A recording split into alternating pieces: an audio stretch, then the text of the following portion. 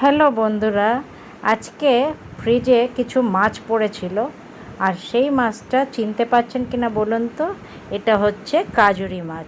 তো সকাল সকাল ভেবেছিলাম যে এই মাছটাই বানাবো, তাই সেটা বের করে নিয়ে একটু নুন হলুদ মাখিয়ে মাছটা হালকা ভেজে নিলাম। বেশি ভাজলে এই মাছটির স্বাদ লাগে না। মিষ্টি মাছ খেতে খুব স্বাদ, তাই জন্য খুব কম তেল মশলায় এটা বানাবো।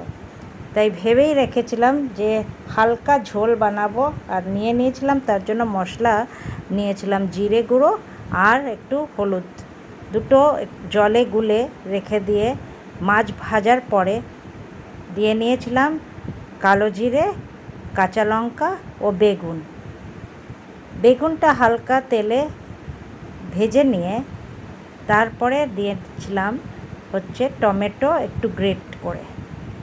তো মাছটি এত স্বাদ যে এর মধ্যে বেশি মশলা দিলে মাছের স্বাদই চলে যায়, তাই খুব হালকা মশলাতে এটা বানালে ভালো লাগে।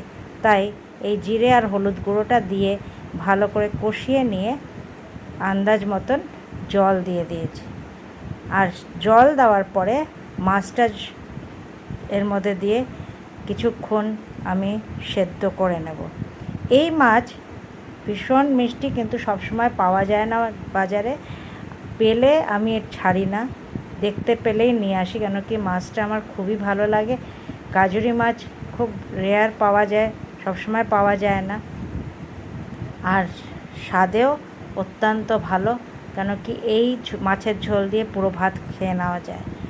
উপর থেকে ধনে পাতা ছড়িয়ে দিয়েছি, আর গরম গরম ভাতে এই মাছের ঝোলটা খেয়ে একবার দেখবেন।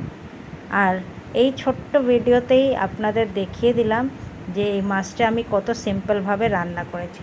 আশা করছি ভালো লাগবে।